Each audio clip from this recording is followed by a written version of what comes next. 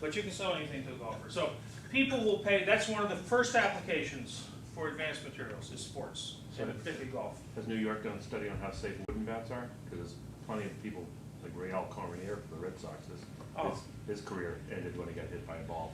There's a certain risk in any case, but the point is you actually could design a ball. I mean, there's different distances to the pitcher's mound in different leagues, and you could design a bat for different reaction times if you wanted to do that. Less elasticity. Based on, pardon me? Like a wooden bat that had less. Well, wooden bats don't match this very well.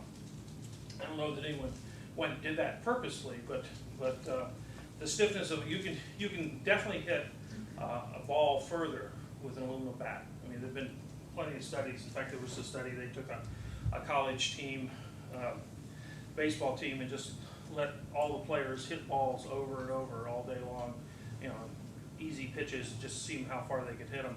And it turns out, you take a bunch of people and they hit a bunch of balls and you average it all out, it turns out you get about, I can't remember, 15 or 20% greater distance with an aluminum bat than a wooden bat, okay? With the sweet spot being bigger too, you get more off-field home runs and other stuff to make it. Yeah, because, yeah, sweet, better sweet spot thing. So the aluminum bats definitely hit harder and faster. There's no question about that. So if you do the studies now, there's always a chance, you know, that whether it's a wooden bat or anything else, someone could get injured.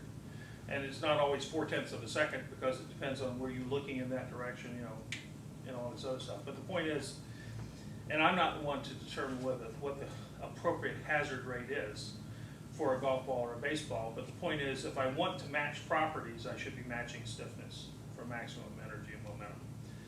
Now, for baseballs, whether that's safe or not, that ain't my job to figure that out. That's for someone else to figure out whether it's safe.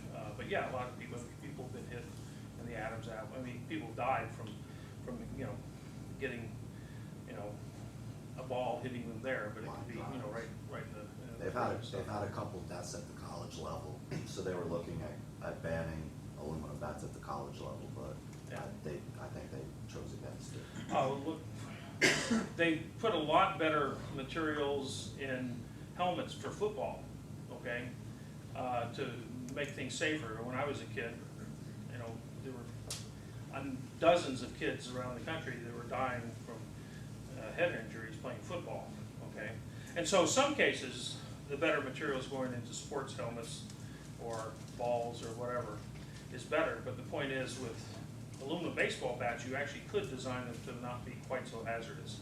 They were designing them for maximum performance, just like for golfers. Whether you design it for maximum performance, you sell it for maximum performance and they believe it, okay? And it doesn't matter if it's higher stiffness or lower stiffness in the club head. They'll take it. You just tell them it's better.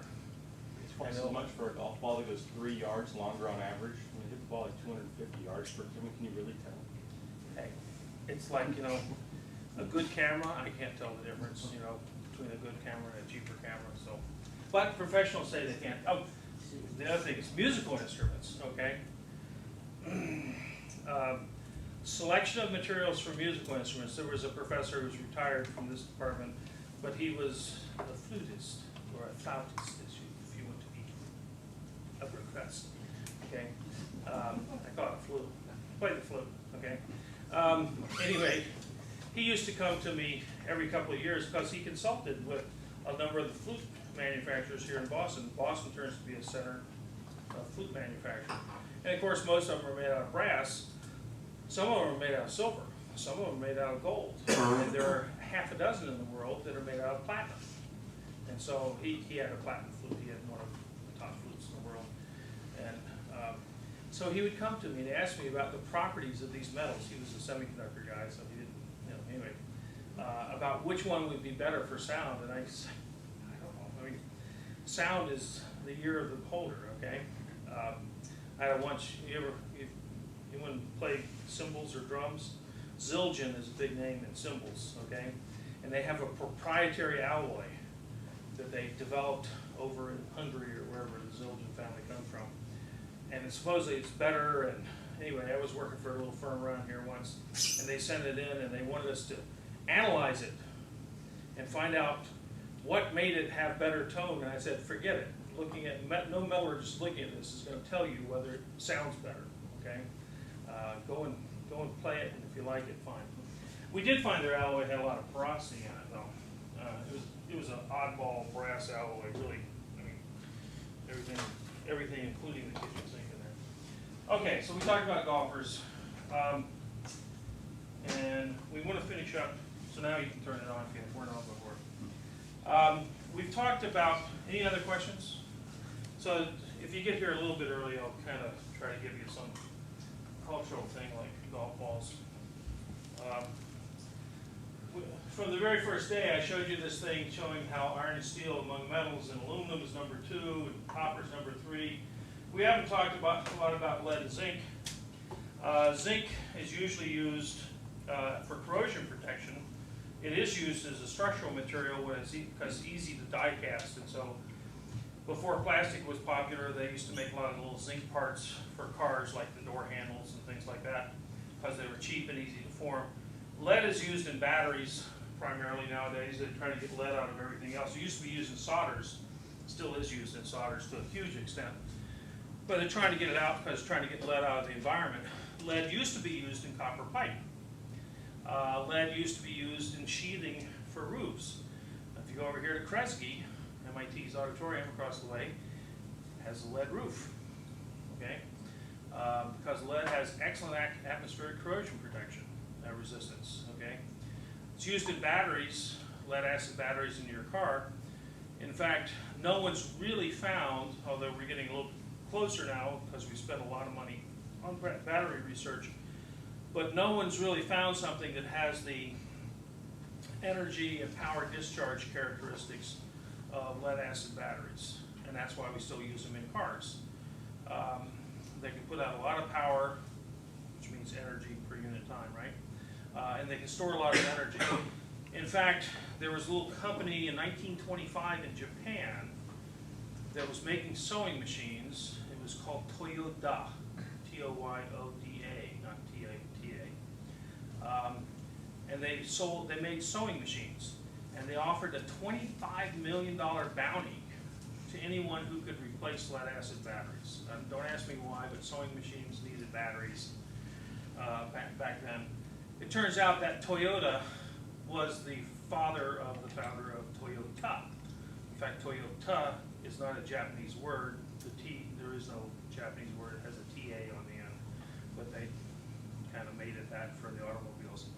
But the predecessor company, the guy who started Toyota Automotive Company, his father, made sewing machines and offered at one time a $25 million bounty.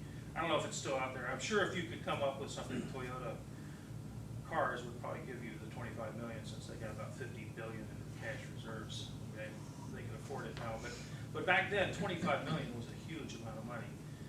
And a little sewing machine company in Japan was willing to pay this if someone could come up with a better battery, but we just don't have it. So we talked about magnesium and aluminum. Somewhere here, I've got the list.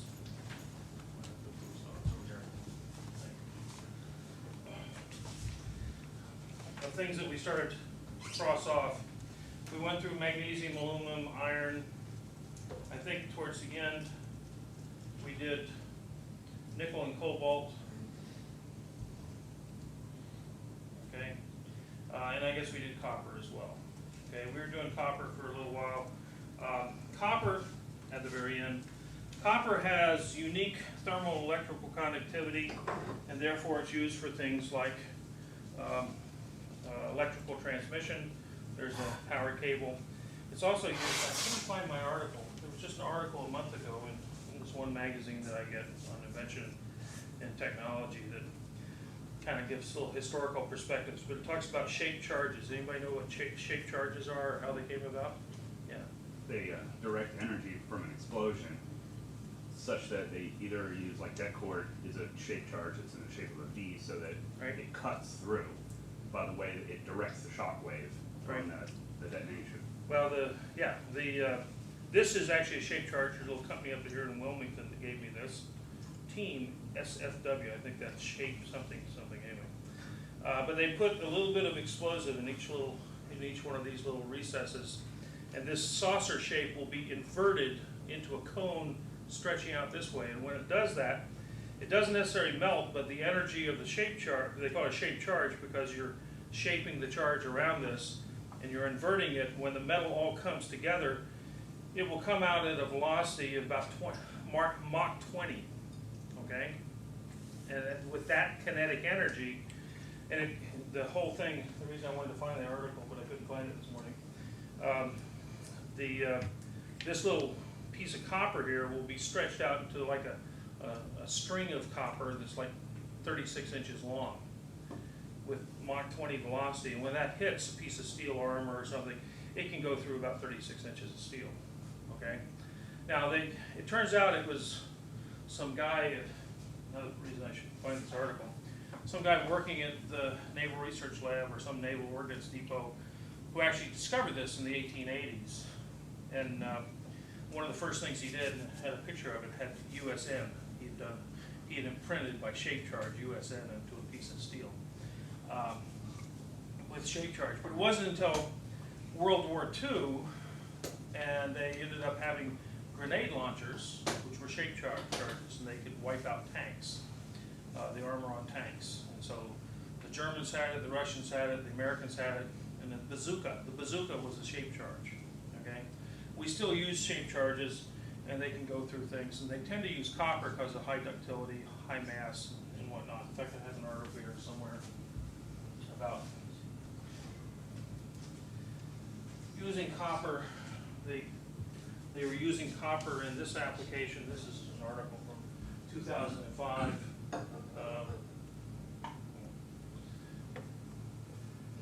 So this guy's standing in front of a big copper dome that they used in some space shot to a comet.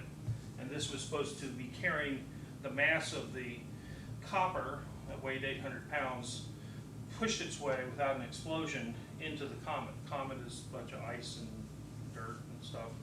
And they shot it at some comet to find out something about comets, okay? But they use copper because it has high ductility, high mass, but also has high thermal conductivity, electrical conductivity. Copper is fairly expensive. There is a shortage of it. The best copper ores 60 years ago were in the Congo. There was 6% copper in the ore. We've used all of those in the world. The best copper ores now are less than 1% copper, and I think I may have mentioned the Bingham mine outside Salt Lake City, one of the world's deepest mines, open pit mines, like a mile deep, has like 0.5% copper in the ore. So you gotta mine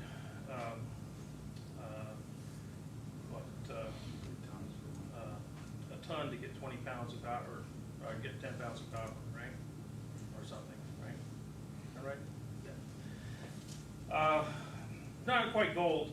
Now, a number of years ago, Kennecott Copper Company, which used to have their research labs right up here in Route 2 and I-128, now something else, was pushing the federal government to help develop manganese nodules. The Atlantic Ocean is covered with hundreds, if not billions, of tons of these nodules. And here's a nodule that shows some copper and some zinc that were made from it.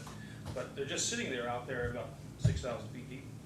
Okay, so, but they're just sitting there, and if you want to go have a way to dredge them up or bring them up, you actually have quite a bit of copper and nickel. So there's plenty of it around. It's just still expensive to get to. So we've now done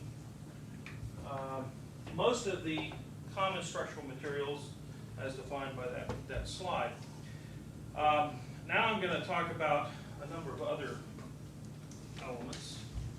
We're going to go through this fairly quickly. Most other things have limited use. So one use is alloying, and the elements there are beryllium, vanadium, chromium, manganese, zinc, zirconium. Now they're not all used. These are the ones I'm listing right now. have their largest use as alloying elements with other things.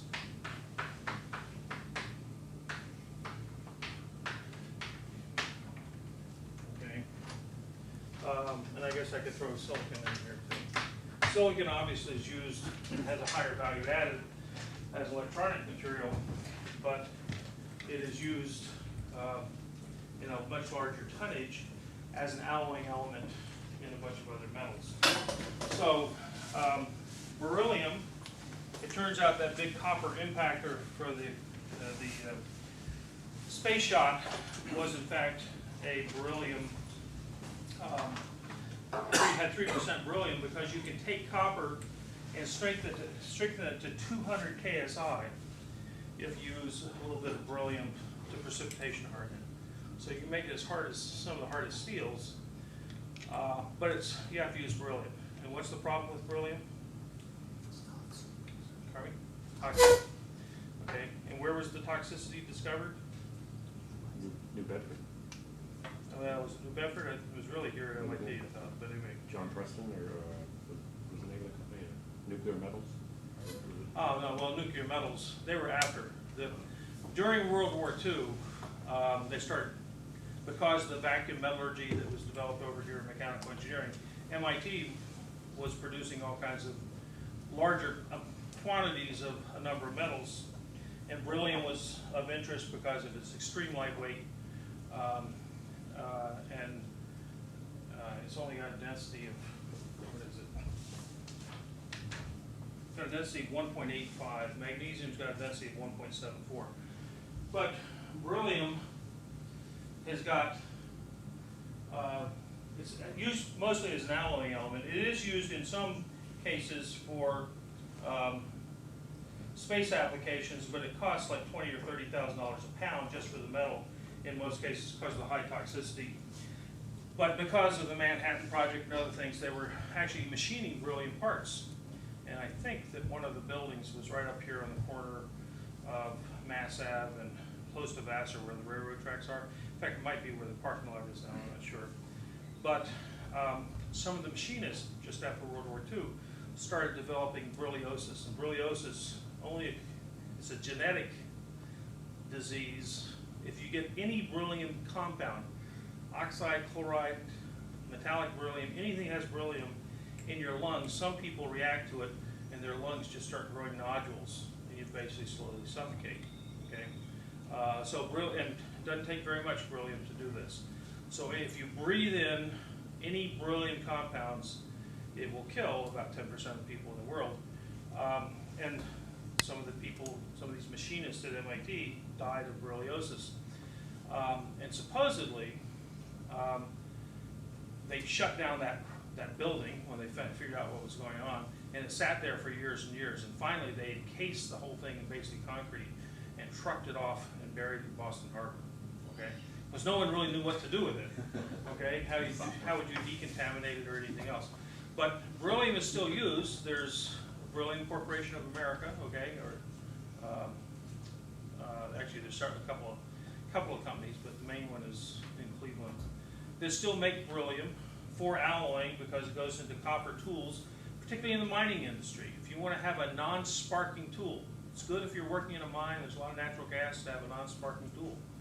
And so hammers and shovels and picks and stuff are made out of beryllium copper for the mining industry, or in a lot of other applications you'll find beryllium copper high strength.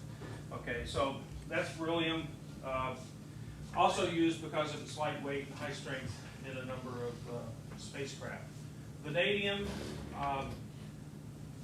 it's used in titanium 6 aluminum 4% vanadium, but its major use is actually as an alloying, microalloy element in steel. In steels, it may be anywhere from 0.05% to 1%.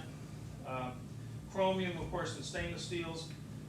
I can't think of any structural alloy of either vanadium and chrome.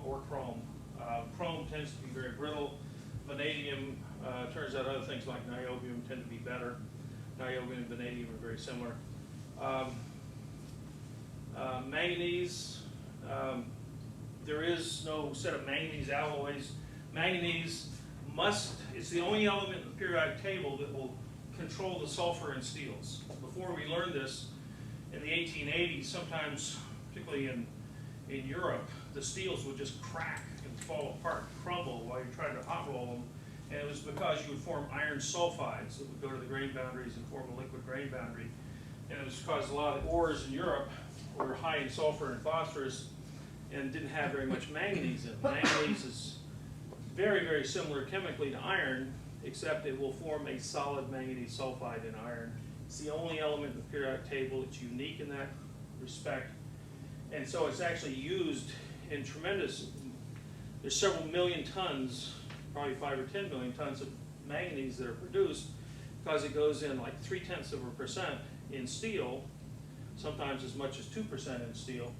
And so they actually have manganese blast furnaces. So you make manganese just like you make iron, use iron ore, you take manganese ore, and make manganese, you make ferromanganese, which is about 50% manganese, and it goes into alloying with steel. There are no manganese alloys per se. Manganese itself has a large number of crystal structures. I could have brought you a phase diagram and show you how complex the phase diagrams are, but it's just a little too complex. Plus it suffers from the problem that starting in 1837 people found that you can get a nervous disorder if you breathe a lot of manganese fumes. And it still happens in some foundries where they're making ferromanganese. Taiwan was one of the last places I heard they had a ferromanganese foundry, and the people end up with something that's sort of like Parkinson's disease, with a tremor, and they end up walking with a funny gait and stuff. So if you've ever seen anyone with Parkinson's disease, but there are probably only a couple of cases of manganosis in the world on average over the last 50 years. Zinc is used primarily as a sacrificial additive, sometimes as a cheap structural material for doorknobs and handles and things like that. If you ever heard anyone talk about, oh, it's cheap, it's pot metal. Pot metal is usually zinc. Okay, usually a zinc aluminum alloy. Zirconium. Zirconium is used as an alloying element in a lot of the superalloys, nickel-based superalloys. It does have a structural application, which is, for all you nukes, Hafnium? No, it's a neutron absorber. It's Flat. Control No. rod. no, it's not a control rod. It's Hafnium? hafnium might be, but in Oh. fact, Oh, hafnium, I'm okay, sorry. zirconium. It doesn't corrode. Zirconium, well, it doesn't corrode, Zircaloid's a cladding, yeah. but it's the cladding because it doesn't absorb neutrons. Yeah. It has an extremely low neutron cross-section. But hafnium, which is right underneath it on the periodic table, zirconium, hafnium, is, here's a piece of zirconium, and that is nuclear fuel rod cladding, too, has a very low nuclear cross-section. And if it has the smallest amount of hafnium impurity, it makes it no good because the hafnium has a very high neutron cross-section. Don't ask me about neutron cross-sections. Hafnium is still way less than uranium. We often think it's this massive poison. Boron is the best poison we can get. Right, and that's why I use boron-hated water and stuff. But zirconium is unique among structural materials. Excellent corrosion resistance. It's good. It's like melts at like 2,000, almost 2,000 C, and very good corrosion resistance. There is the problem when it gets very hot, just like titanium, it will react with water and form zirconium oxide and hydrogen gas. And so at 3 Mile Island, they actually melted some of the zirconium and it was starting to react to form zirconium oxide and create a hydrogen bubble. And in fact, after the first day, that's what people were all worried about, that they were going to end up with a hydrogen bubble explosion inside the containment building and blow 3 Mile Island apart.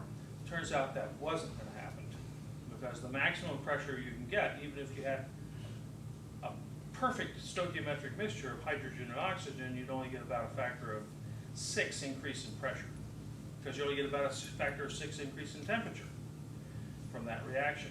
You're going to have nitrogen in there too, okay? And it turns out, so if you take 15 psi, which is inside the vessel initially, this is the concrete containment vessel, right? And you multiply by 6, you get 90 psi, and the structure is built for 100 psi containment. So, but there was a big fight between the NRC, the Nuclear Regulatory Commission in Washington, while 3 Mile Island was going on, was saying, don't worry about the hydrogen bubble, it's not a big deal. And the governor of Pennsylvania ended up evacuating the area because he was afraid they were going to have a hydrogen explosion. And none of the scientists and engineers in the state of Pennsylvania could figure out whether the hydrogen bubble explosion was really going to be a problem. But if you knew anything about it, it wasn't going to be a problem, but there was a fight between the feds and the state over whether to evacuate the area. That they evacuated it anyway. Caused a bigger panic and, you know, did their job as public servants, create a panic. So zirconium has, well, actually, zirconium has one other major use. In fact, they run zirconium welding seminars in Texas City, Texas, once a year. And I mentioned this once before, very briefly. You want to pick that up on that? Zirconium has excellent resistance to acetic acid. So when you're producing acetic acid, and one of the largest, well, probably the world's largest concentration of acetic acid plants happens to be in Texas City, Texas. And so they have huge chemical plants producing acetic acid, and the best ones are made with zirconium clad steel. So someone was asking about, can't you clad these things to something else? In fact, you can't afford to use solid zirconium as a pressure vessel, but you can clad it. So you might put a 1/4 inch cladding or an 1/8 inch cladding on a piece of steel that might be 3 inches or 4 inches thick, so you get your strength from the steel, but you get your corrosion resistance from the zirconium. And the only other thing that you can really use is a nickel molybdenum alloy, about maybe 30% molybdenum. It's extremely brittle. It's Hastelloy B2 that uses nickel and molybdenum. Okay, niobium is used just like beryllium in some aerospace alloys. Aerospace being space alloys for very high temperature capability. Primarily used as an alloying element for steel. A microalloying element, a little bit of niobium and vanadium, less than a few tenths of a percent, can double the strength of the steel by the proper heat treatments and stuff. So the largest use of niobium is that. There is another use of niobium titanium alloys, about 50-50. Niobium titanium, anybody know what that use is? Anyone ever had an MRI? Magnetic resonance imaging? You ever had a scan, an MRI scan? The superconducting magnets typically are niobium titanium. We actually have better, higher temperature superconductors like niobium 10, but they tend to be brittle. Niobium titanium is nice ductile wire. Okay, so there's a high value added application there. Molybdenum. Molybdenum is used mostly as an alloying element, primarily in stainless steels. We talked about it gives pitting resistance. It's also used in a lot of the tool steels. Two big things that Bethlehem Steel invented around 1900 that caused them to become almost as large as U.S. Steel was the way to roll I-beams, and the other was to make tool steels, high temperature tool steels, which had molybdenum in them. Okay, and so you can make drill bits and other things that would take 1,000 degrees without weakening. Tungsten is also used as an alloying element. Tungsten's biggest use is what? Light bulbs. Lamp bulbs, right. So here's some tungsten wire filaments. This filament, don't take the tape off, but there is a wire coming through there, reasonably strong. The Cleveland wire plant of General Electric, some people say, has burned out more metallurgists than any other place in the country. You go there, and for 30 years you can study recrystallization of tungsten, because that's what causes the light bulbs to wear out, the incandescent light bulbs. Huge market for just making incandescent filaments. Okay, that wasn't what Edison used first. What he used first was he tried thousands of things. Carbonized cotton, right? Carbonized cotton and horsehair. Carbonized horsehair. He used carbon, okay, either from horsehair, because it's already filamentary form, or carbon, cotton, and other things. But he started out with graphite filaments that they had a lifetime of about half an hour maximum. Tungsten initially had a lifetime of 2 or 3 hours, but they've gotten up to over 1,000 hours now. With the new energy efficient light bulbs, do they still use tungsten, or are they using something else? Now, the energy efficient light bulbs, the circular ones are actually fluorescent lights. You know, the ones that are spiral and form. there's some that kind of. And they got a little mercury in them. Okay.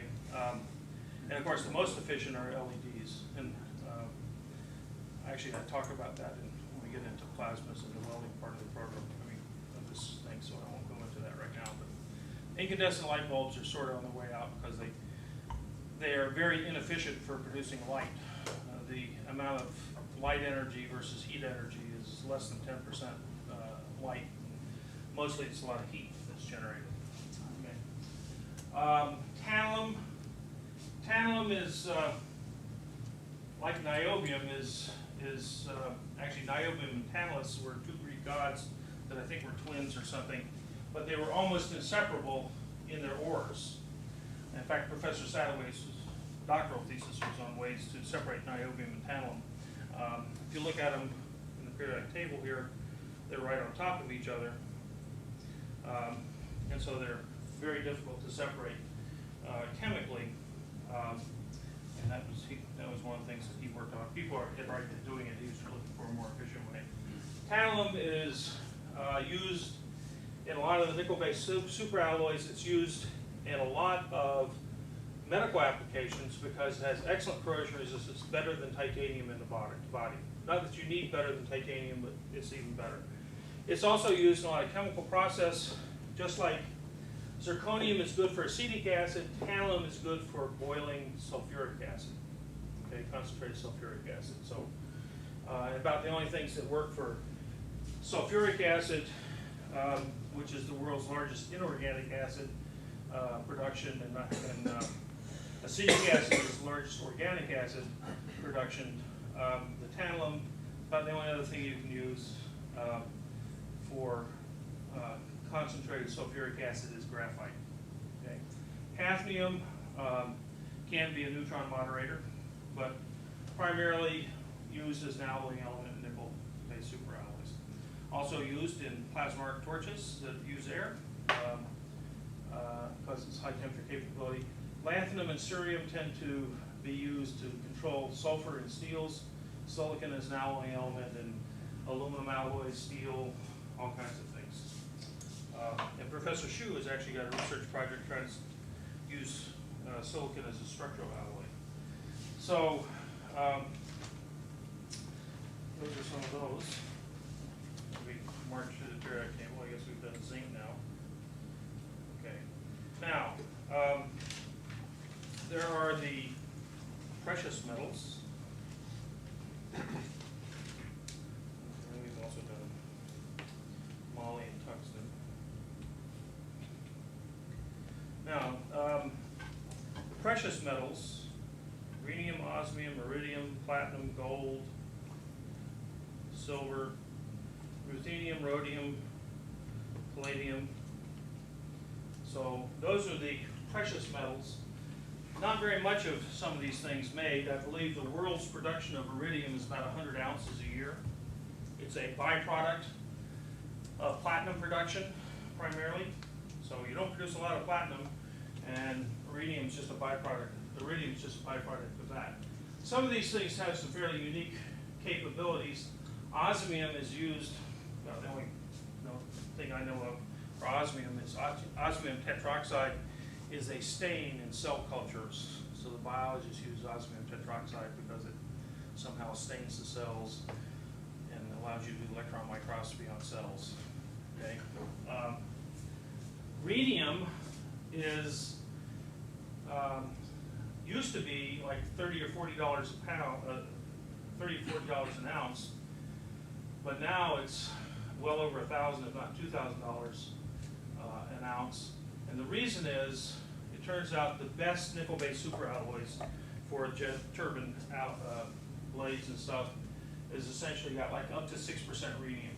So rhenium, tungsten, molybdenum, tantalum, niobium, hafnium, zirconium, all of these things are great alloying elements, and even some of these up here, for nickel and trying to make high temperature superalloys. So rhenium has kind of come into its own, and we're getting to have a shortage of it. Platinum, actually I remember when I took a course from Professor Grant, who's kind of the world's expert on creep and high temperature metals. First day we go into class, he says, well, what's the best material to make a jet engine alloy out of? And everybody, nickel, cobalt, you know.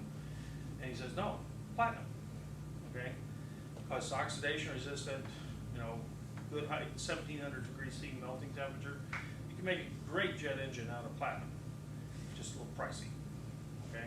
So affordability is an issue. However, it turns out we actually use platinum coatings in a lot of the turbine blades because it does have good oxidation resistance and other things. But platinum's used, well, in a lot of things. Gold is more used for its color and the fact that it's been around for a long time and for a financial material than anything else. I think over half the world's gold reserves are located in what country? Switzerland? No, yes, India. Okay, India women like to wear gold jewelry. And as a result, there are a lot of women in India. There's more than, I think, over half the world's gold is around the necks and arms of Indian women, okay? But it's used not really so much for its technological capabilities as its aesthetic qualities.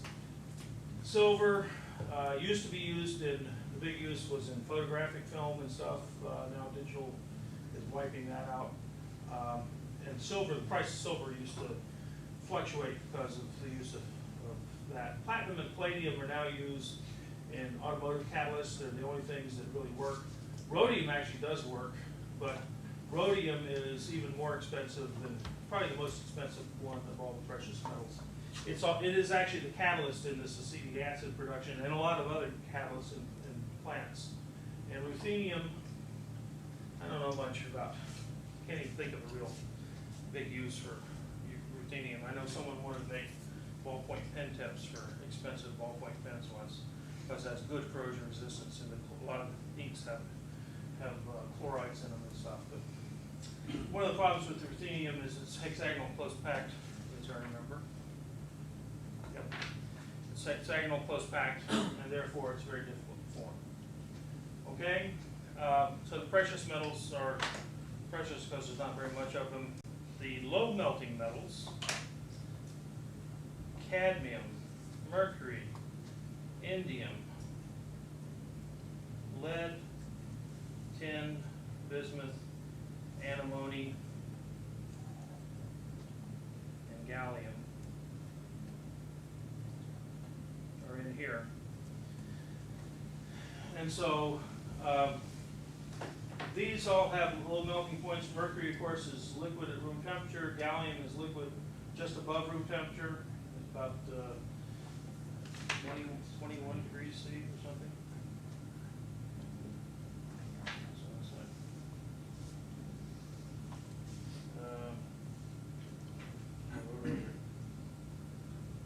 22, 23 degrees C, something like that.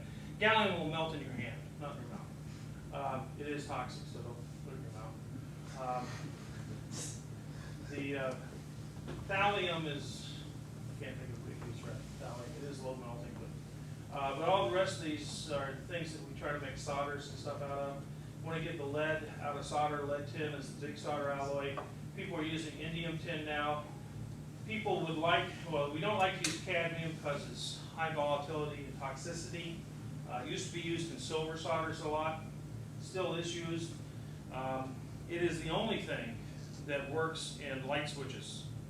Okay, putting 0.1% cadmium oxide in the silver contacts in the light switch on the wall will increase the temperature of the current capability from 7 amps to 15 or 20 amps. Otherwise, you'll burn down the building. And in fact, the Swedes, being great environmentalists back in the 1970s or 80s, outlawed the use of cadmium. And then they started burning down a few houses, so they allowed it back into the switches. Okay, they were afraid of the vapors coming off when you turn the light switch on and off. How many, you can almost count the atoms, right, of cadmium coming off. It's 99.9% silver and 0.1% cadmium oxide.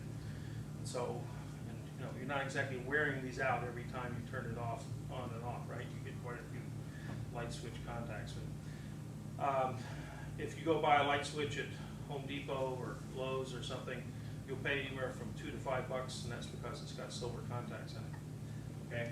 Above 20 amps, you have to use things like silver tungsten alloys and other things, but a little bit.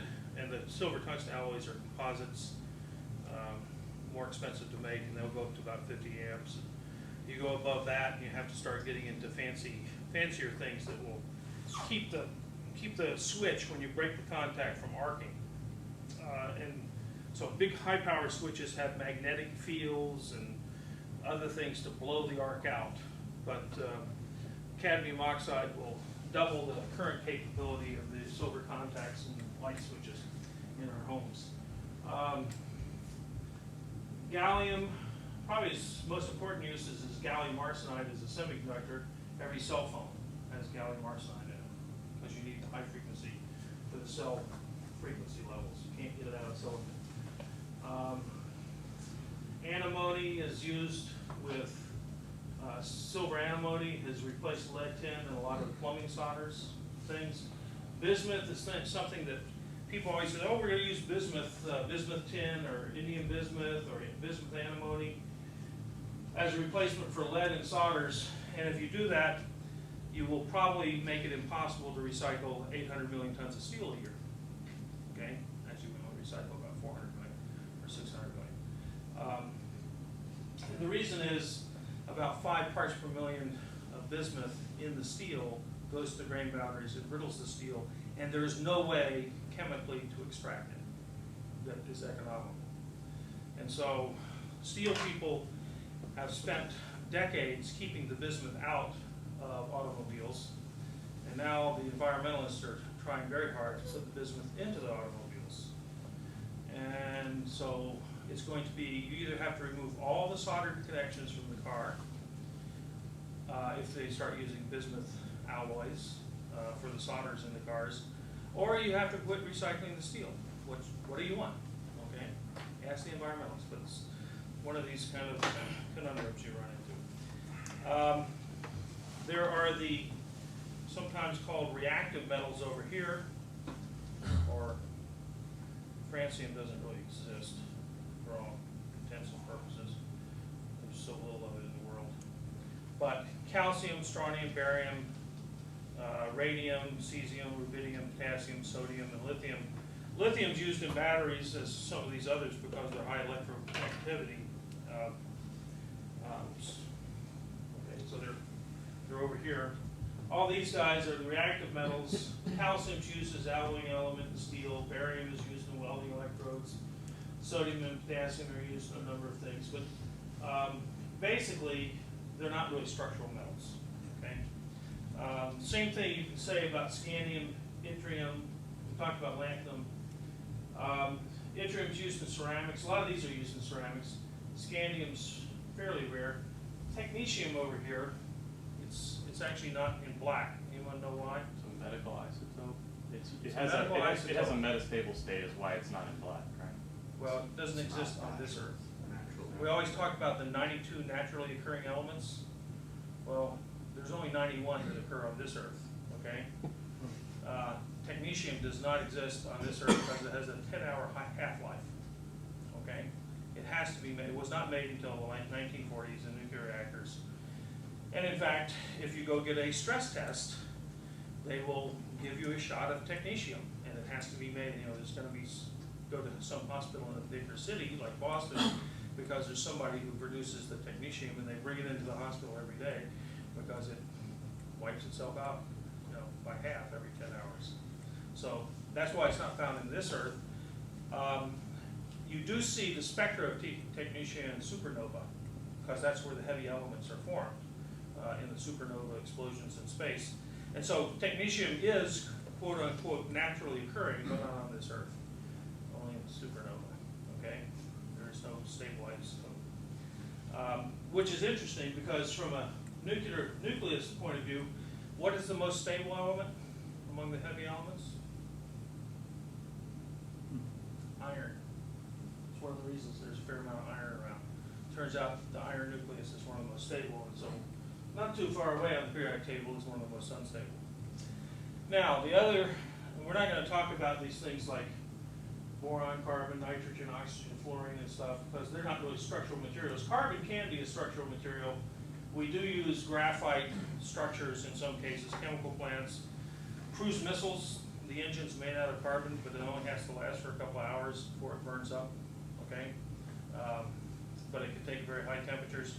There are some other materials, nuclear materials, uranium, plutonium, and americium.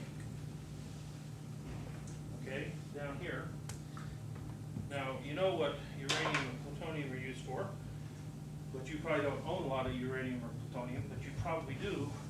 Each of you who owns a house probably owns some americium.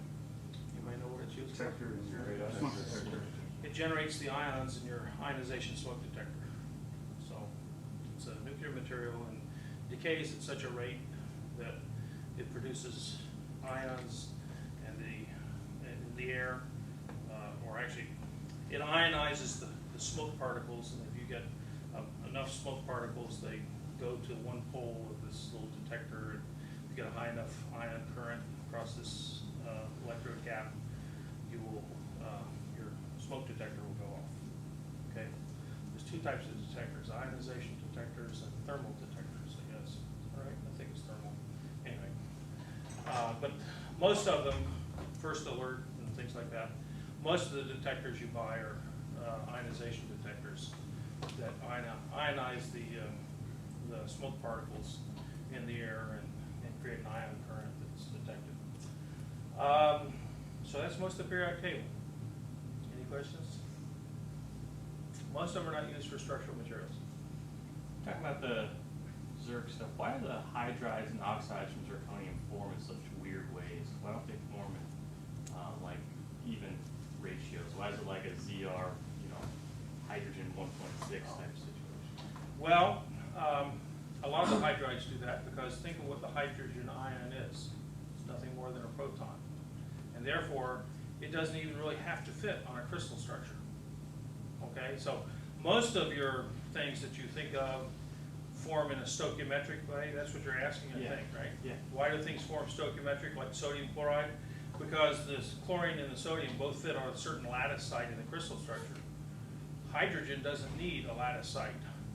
It can sit in between the atoms because it's just a proton. Once it loses its electron, it's this little bitty thing that can go anywhere. So therefore, they don't form in stoichiometric compounds. They just, it's sort of out, you can think of it as an alloy. You can put it in there at almost any ratio. And in fact, even though it's there at a 1/10% or 0.2%, that's by weight. If you calculate that by atomic fraction, it actually is like 5 or 6%. It's a much higher percentage. So you really ought to go not by weight percent, but by atomic percent. But even if you do that, you can still get a lot of hydrogen in things. Okay. In fact, that's why things like lanthanum nickel 5. These are compounds that they want to use for hydrogen storage. You can store so much hydrogen on the crystal structure because it's not part of the alloy, but those little protons just like to be in that crystal structure. Find the little spots on the interstices of the crystal. Okay. Right. Why is zirconia used for sunblock? ZRO2? For sunblock?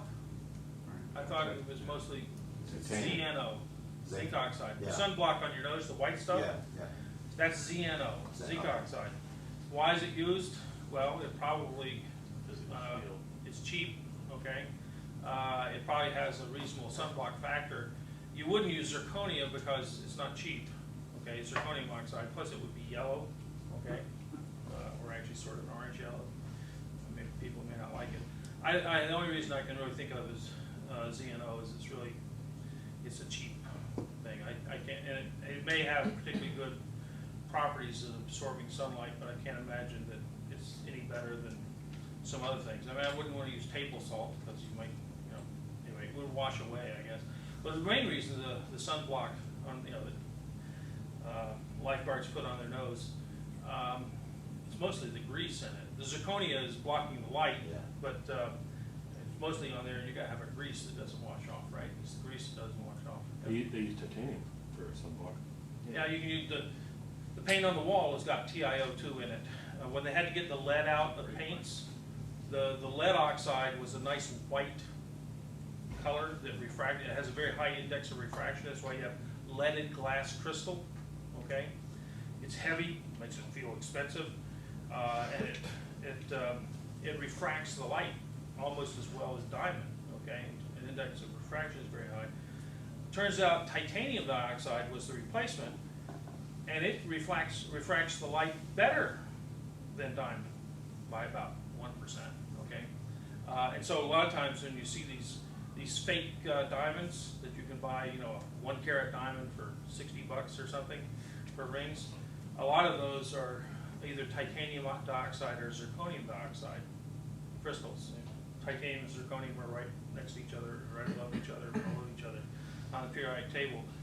And they have very high index of refraction, which is what gives diamonds their sparkle, okay? Because you want to bounce the light around off those facets and have it come out in different color spectrum.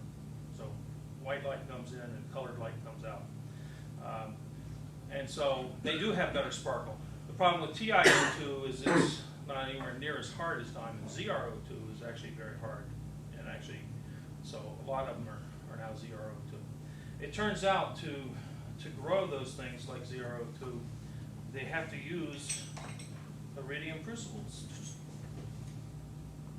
okay, which melts at 3,000 degrees. Because zirconium's reactive, you need something that doesn't react with oxygen and has a higher melting point, and iridium is the best thing. There is another application of iridium I didn't talk about, very specialized, for these deep space flybys by Uranus or Pluto and stuff. The energy source, you can't rely on the heat of the sun when you get that far out. You can't use a solar collector because the solar radiation has been dispersed too much when you get out there all the way to Uranus, Neptune, and Pluto.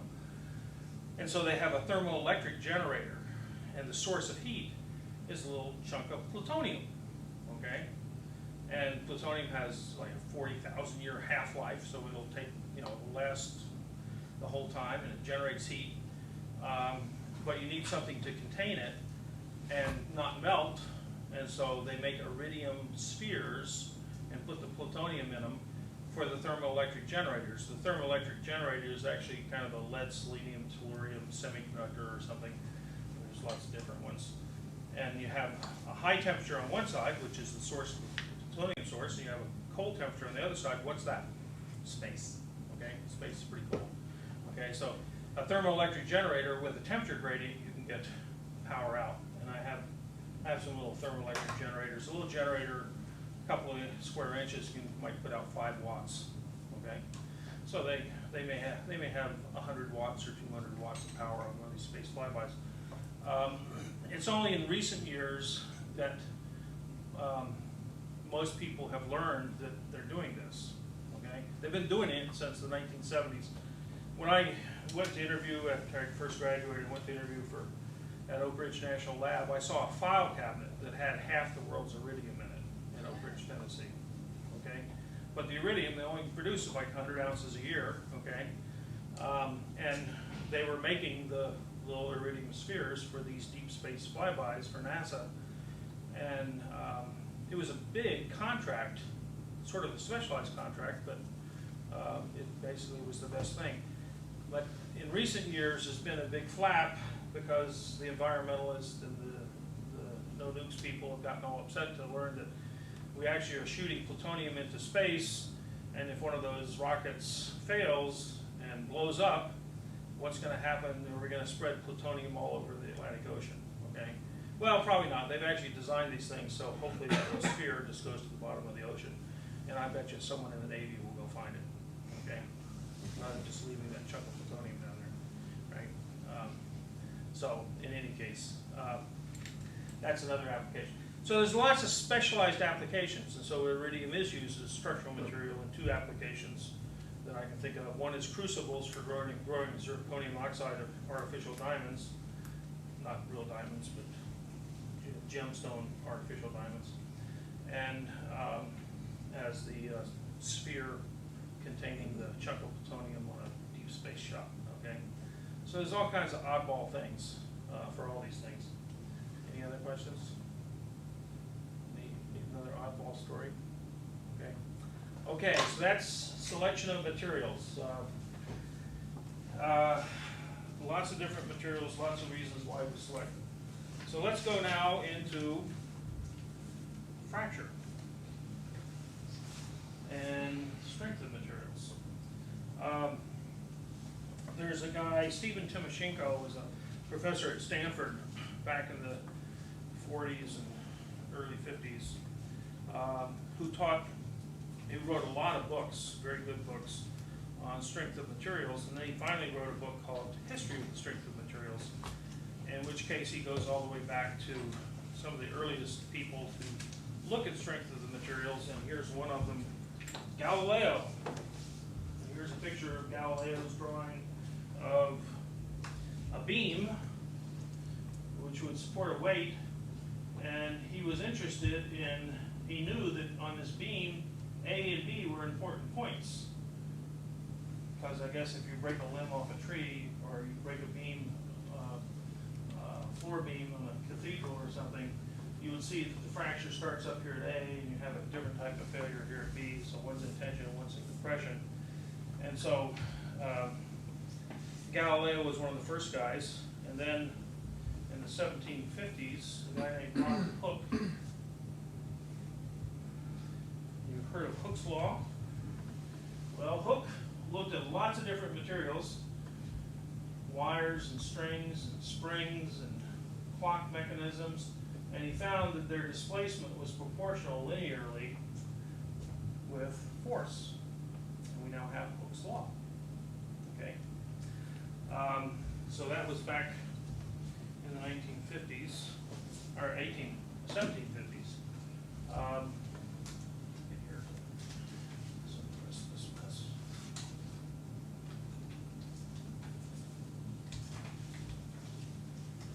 And in the 1800s, people learned to do tensile tests, where they would just take things and they would measure the strength of a material based on its cross-sectional area, and they would come up with a tensile strength. And there was a guy, Thomas Young, in the early 1800s, who came up with the modulus of a material, and we call it the Young's modulus. Structural materials started growing in importance after 1850. We entered the Steel Age, and railroads were coming along. But before that, to a certain extent, Galileo was interested in stone and wood and that stuff they built cathedrals out of. But mostly people had learned what the strength of the material was they made the beam as big as the one on the last building they built. Okay? If they're building a bigger building, they made it bigger. And they kept on making it that size and making the buildings bigger until something failed.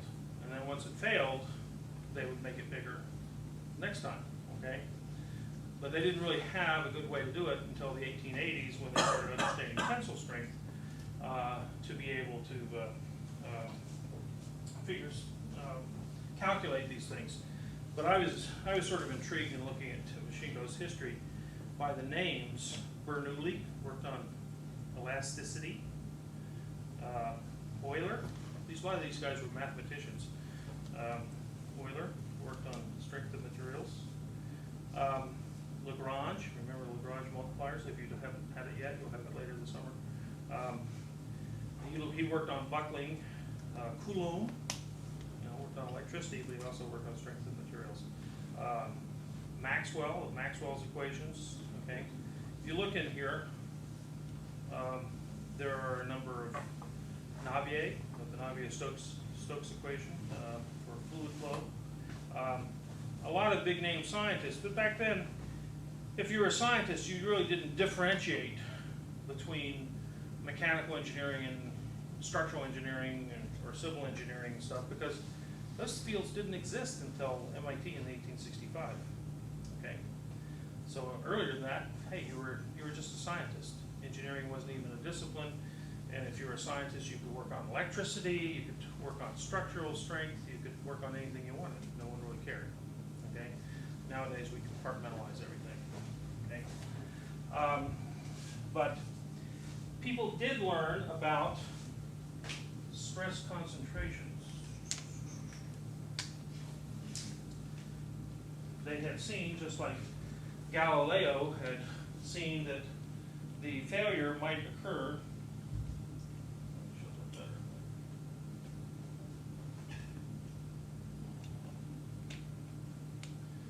Okay. People had seen that failures tend to occur at corners, and people learned over time that there were certain types of things that you could do. You could round the corner, and you could reduce the stress concentration. And there was these kind of simple-minded little diagrams of things, but people learned about corners and notches and things, making things behave as if they had lower strength than if it was an unnotched material. And so all through the first half of the 20th century, people developed formulas for stress concentration factors. Switch on, that's fine. I wanted to switch on. So stress concentrations, this is the second edition of Peterson's. The first edition came out in like 1947, but there's all kinds of tables in here of different geometries. Here's some piece of angle iron or some box section, and you'll have some stress concentration factor, usually called K sub T, and this one K sub TS. I can't read that, you don't have to. This is for the shear stress concentration factor. K sub T is called the stress concentration factor. If you have a K sub T of 2, that notch doubles the stress. Okay? Now the first stress concentration that was ever calculated, there were all these mathematicians working on these things, in around 1880, someone calculated a hole in an infinite plate, okay? And a hole in an infinite plate right at the 9 o'clock or the 3 o'clock position of that hole in tension has a stress concentration of what? Anybody know? 3, okay? You'll triple the stress at the edge of that hole from the nominal stress as if you had a plate without the hole in it, okay? First they had to get the idea of a stress, a tensile stress, that was the early 1800s. Then they knew about these stress concentrations, and then one guy calculated this in around 1880, and that was the beginning of stress concentration factors. And people measured or calculated. Now, they could measure it somewhere in here by doing things like this. Look at this. You could take a birefringent piece of plastic and put polarized light through it and get a and stress it and get a photoelastic image. The birefringent optical properties of transparent plastic would diffract the light differently depending on the local stress, and so we'd have these little stress concentrations, and so they could measure it. They later got to the point with finite element analysis they could start to calculate the stress concentrations. Although this got a little bit messy because what stress do I want to pick here?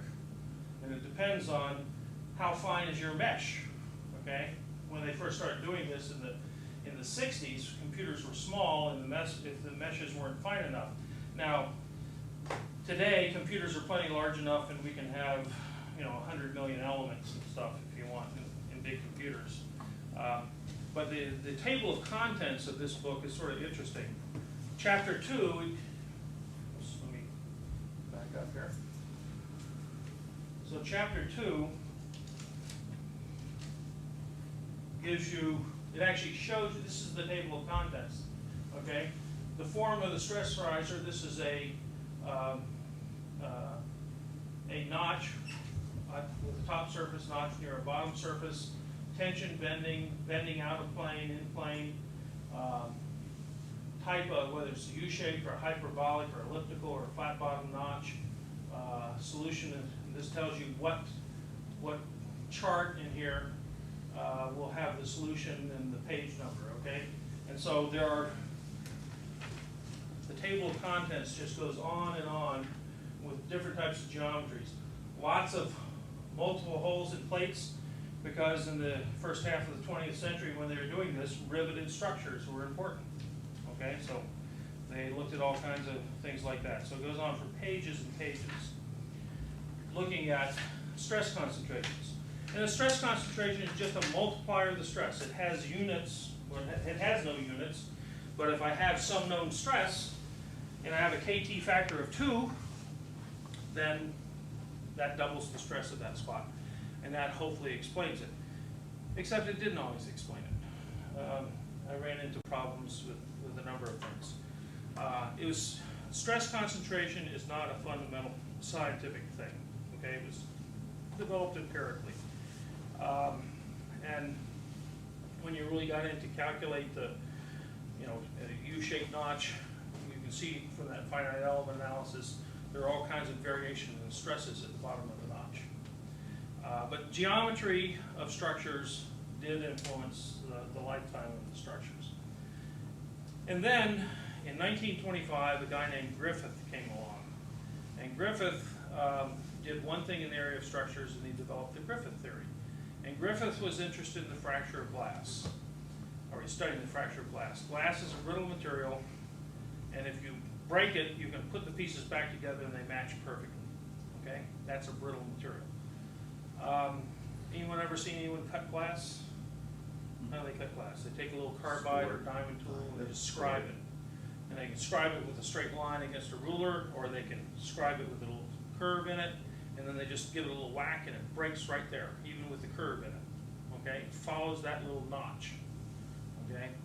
And Griffith came up and calculated, he actually did a thermodynamic energy balance. He says, well, let's assume that the energy to create 2 new surfaces, when I break something, that energy has to be equal to the elastic stored energy at the tip of the notch. Okay? So let's assume there's a notch, and let's do Tom Eager's paper ripping experiment. Okay?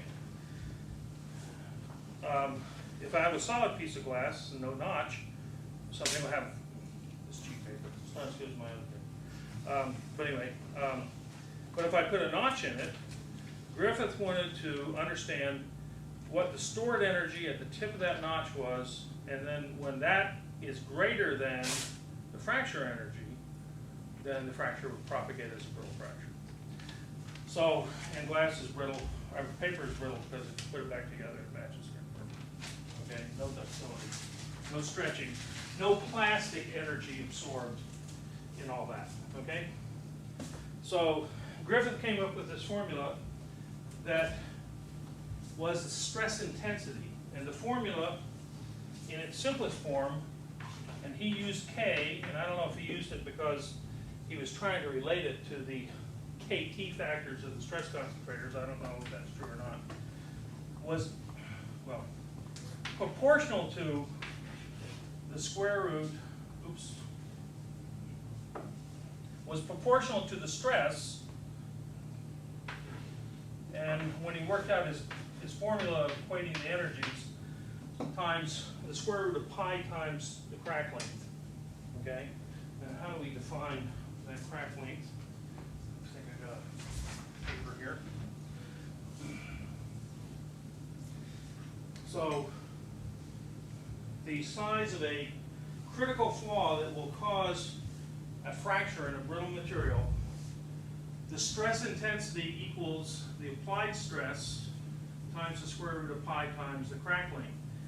Now, if the crack is on the surface, the crack length, I wrote A here, which should have been C, but anyway, usually people call it A or C, depends on the book you read, okay? So I confused you, I called it A here and C here, or C up here, but you, anyway. So, from the surface, the crack length is just the crack depth from the surface, and you've got some nominal applied stress across the average cross section. If you are an internal crack, it's twice the crack length. The flaw is twice the crack length. Okay? So if you want to think of symmetry, you could divide this thing in 2 and it looks sort of like that. Right? So what Griffith said is when the stress, he didn't actually say it this way, but we say it today, when the fracture toughness of the material, this is K of the material, this is another K. And I suspect they all came from this KT, which is a stress concentration. The stress concentration has no units, but you multiply it times stress, And so it sort of has units of pounds per square inch or megapascals. It turns out the stress intensity has units of pounds per square inch times the square root of inches, if you look at this formula, okay? Or megapascals, meters to the 3/2. So this would be PSI times inches to the 1/2, okay? Or megapascals times meters to the 3/2 power, okay? Great units, okay? Nothing intuitive about those units and what the meaning is, but that's just the way the energy balance worked out. When the fracture toughness of the material is less than the stress intensity at the tip of the notch, the thing will fracture in a brittle fracture. So fracture toughness has these types of units, PSI times inches to the 1/2, or in megapascals meters to the 3/2. For a metal, and if we went back to the old ratio analysis diagrams I showed you that Polini developed, well actually, Polini talked about dynamic load in foot-pounds and stuff, but anyway, which actually has some of the same units. But anyway, a typical, and by the way, pounds per square inch and megapascals, pounds per square inch times inches to 1/2 and megapascals times meters to 3/2. The conversion is the same within 10%. Okay, I can't remember.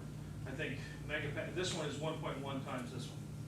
So, given the fact that we usually don't know this thing within about 20%, the difference, it doesn't matter really too much what units. The K typically for steels or nickel alloys or copper could have values from 20 to 200, okay, in those types of units. So if I have a steel stressed to 25 KSI and I have a toughness in the middle range, so this would be sort of a garbage variety carbon steel of 50 KSI square root of inch for fracture toughness, and I go through and look at this, the critical flaw size for brittle fracture is 1.3 inches. Okay, that's pretty good size. If I look at a ceramic where the fracture toughness has units in the best ceramics of 0.1 to 10, typical ceramic might be 1, okay? This would be a toughened ceramic. There's not very many that have this. Cast iron might be around 10, okay? Best ceramics are really around, or well, they're not even better than that. If I have 2 KSI square of an inch, which is one of the best ceramics going, like zirconia, toughened zirconia, is equal to 20, and I stress it to a similar level, the critical flaw size is 3/10 of an inch, or 3 thousandths of an inch. So that's why when you put a little scratch in the glass, because actually the fracture toughness of the glass is probably 0.2, okay? And you put all that in there, you're going to find that the 1 mil scratch in the glass is going to be sufficient to embrittle it, okay? And that's why I told you about my old thesis advisor who stopped by the Sylvania plant and get the freshly made light bulbs, and he could throw them across the room until about 2 o'clock that afternoon, okay? The moisture in the air will attack the silicon, okay, on the glass and corrode it. Not very deep, but enough that a day later the thing has surface irregularities that will significantly weaken that freshly made glass light bulb. So why is fiberglass strong? Fiberglass is strong is because they draw the fibers and they immediately coat it with plastic, even before they turn it into a sheet, but they coat it with plastic to keep the moisture away. Moisture will corrode glass, sufficient to significantly embrittle it, okay? So glass fibers, as drawn, may have strengths of 400 KSI, close to the strength of steel, or actually stronger than some of the strongest steels. But it doesn't take much of a surface discontinuity or a scratch, and the thing is significantly weaker, okay? So there are a wide range of toughnesses going over 2 or 3 orders of magnitude, which change the critical flaw size by orders of magnitude too. And so I really want, in a good structure, I'd like to have critical flaws that are gonna be a reasonable size that I can find with non-destructive testing. When you say the water vapor corrodes the glass, is that analogous to etching glass? It's analogous, I mean, etching will corrode it even faster. Okay. But when you first form that nice new free surface, you will have some silicon oxygen bonds that are not completely satisfied, okay? As you stretch the surface. In the bulk, they're sort of kind of satisfied.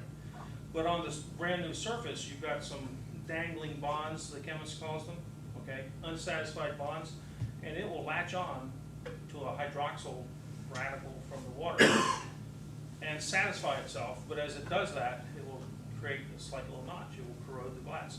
On a microscopic scale, you can't even see it, in many cases, in the scanning electron microscope, okay? If you had tried to gold coat it to look at it in the scanning electron microscope, the gold would cover up the gold, okay? It's so thin, okay, the thin layer of gold. But it's there, okay? And people have done these types of studies, and you can find in the literature where people show the life of glass over 24 hours as a function of the humidity, okay? The strength of glass, okay? And it just drops by an order of magnitude or 20 times or something because of these little notches that are formed on the surface. And then if you take a scribe and make it even deeper, you make it even weaker, okay? So we like to think that glass doesn't corrode, okay? And ordinarily we think, oh, you can't etch glass unless you use hydrofluoric acid. Well, yeah, you can eat right through glass with hydrofluoric acid, but in fact, even a little bit of moisture will eat away a little bit of that glass and will significantly reduce its strength over very short periods of time, okay? So I will not be here tomorrow. I should be here for the rest of the week.